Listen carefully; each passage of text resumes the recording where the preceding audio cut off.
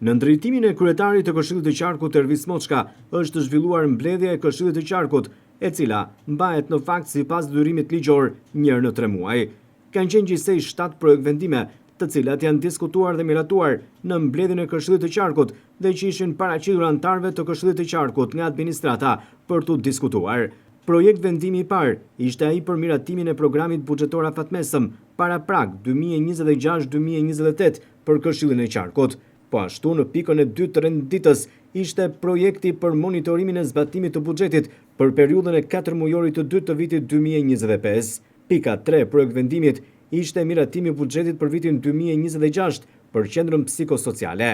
Ndërsa në pikën 4 miratimi i projekt vendimit për disa shtesa dhe ndryshime në buxhetin e Këshillit të Qarkut të vitit 2025, miratuar me vendimin e Këshillit të Qarkut numër 25 dhe 24 i 12/2024. Këshilltarët e Këshillit të Qarkut në këtë mbledhje miratuan edhe 2 projekt vendime për propozim për dhënie pensionit posaçëm shtetëror.